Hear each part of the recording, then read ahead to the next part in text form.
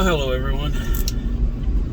I am off to go see doctors. That's my job today.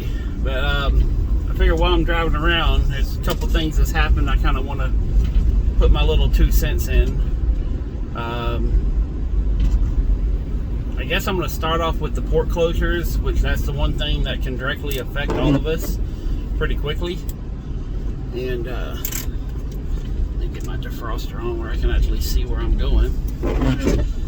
So my understanding, and I could be a little wrong on this, but my understanding is that the unions and the workers want a pay increase, and right now they're making $35 an hour, and they want a raise of $5 an hour per year for 6 years, which, if my numbers are right, in a 6-year period they're going to be making roughly $60 or $60+ an hour.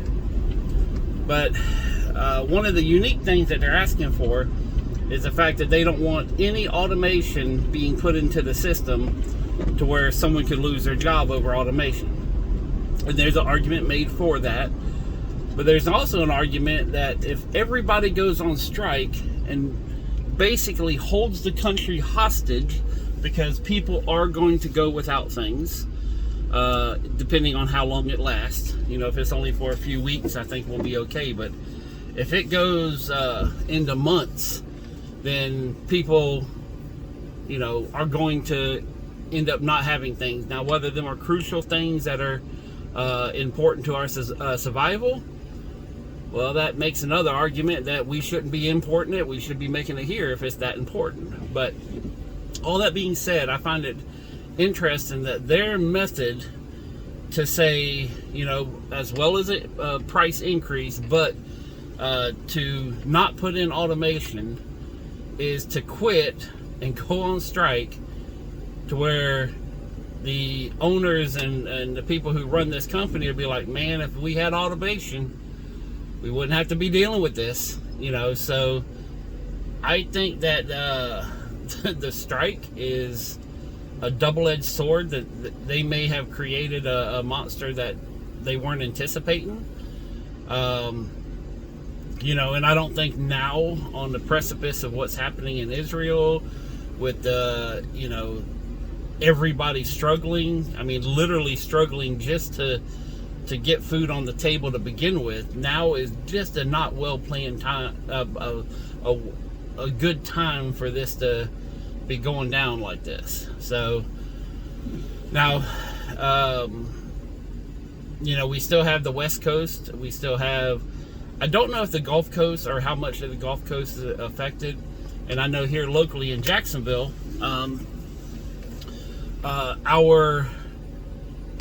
part of our docking industry, or, you know, where all the containers come in at, is owned by someone who's not from this country, which makes me scratch my head. But the good line is, or the good part about it, is they're not affected by the strike. So at least ports in Jacksonville, or a percentage of it, will still be able to be open and receive goods from wherever we get them from.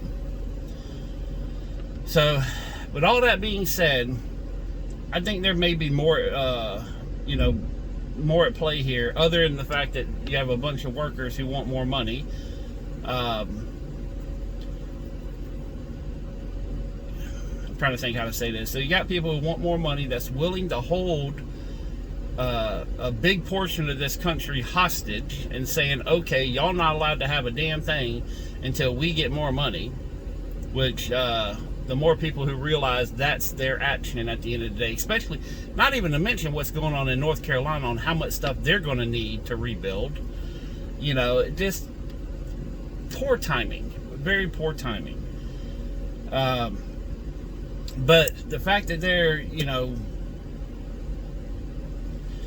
if I was making $35 an hour, okay, regardless of where you live in, regardless of how you live in, that is a easily manageable lifestyle, to where, as long as you're not going out doing stupid stuff, which I'm thinking some of these people are doing stupid stuff, some, not all, but, and put themselves in debt to where now they need more money to get out of debt because inflation kicked their ass.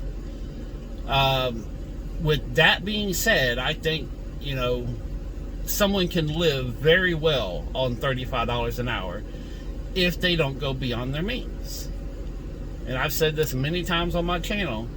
It's not how much money you make, it's how much money you spend that dictates your spot in life.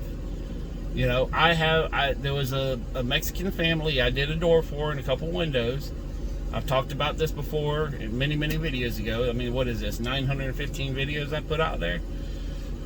But there was a Mexican family. The wife stayed home with the kids. She took care of all the stuff at the house. The husband went out. He worked. They were not making a bunch of money. They was paying me in payments to get the windows and doors done. And I was helping them out how I could because I saw they were good people. But they had everything on lock. If they bought toilet paper, they were making sure they're getting 50% off of that stuff before they bought it. It was the wife's job to not spend money. It was the husband's job to make money. Now, that was a long time ago. Families don't look like that anymore, and I fully understand that. But still, it's how you live.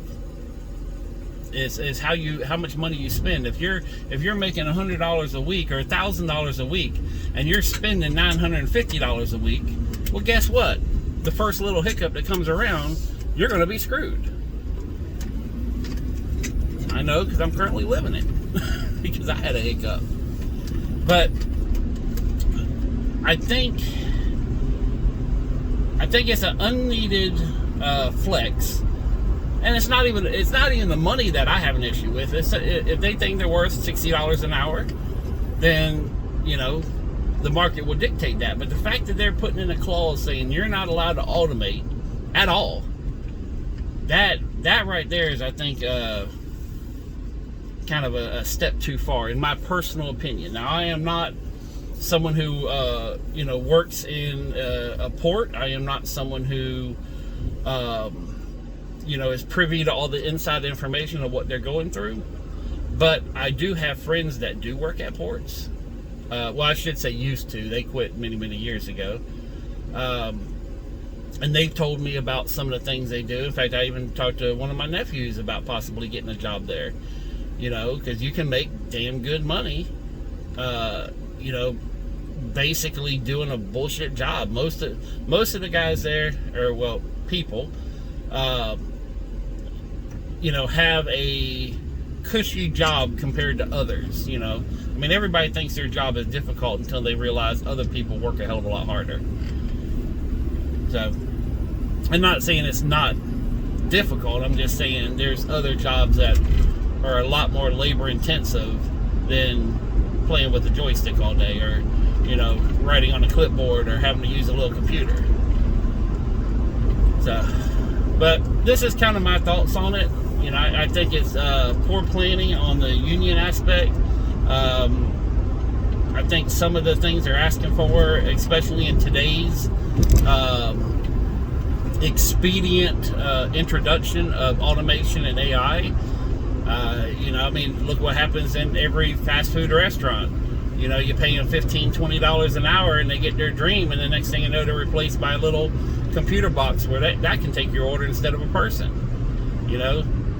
And I've already seen the technology, but there's robots out there making fries, making hamburgers, making pizzas, and they're damn good. I've seen them. So, it's a dangerous road when you start demanding a certain amount of pay because you don't know how to spend your own damn money. And that's not the case for everybody. I need to stress that. There are some people that are living exuberant lifestyles off that 35, 37, 33, whatever the dollar rate that they're making. They're living really well because they know how to live on a budget. Most people of today were not taught how to balance a checkbook, how to run a budget, how to manage your money in school. So they get thrown into colleges or thrown into the real world, and unless they had good parents, they don't know shit. I've seen that with my own eyes too. I go to people's houses, and people who are making $200,000 a year, are trying to figure out, how to afford hamburger meat. And I'm like, what the hell's your problem? But they spent money well beyond how much money they make, and inflation just kicked their behind. They had a tight ship to begin with, and when everything costs more money, well, the ship overflows and sinks. I know a lot of people in that situation, me included. I'm not saying I'm not a perfect person. I screw up just as much as anybody else, and that's the reason I put out these videos, is because I want you to see me mess up so you don't make the same mistake that I do. I mean, hell,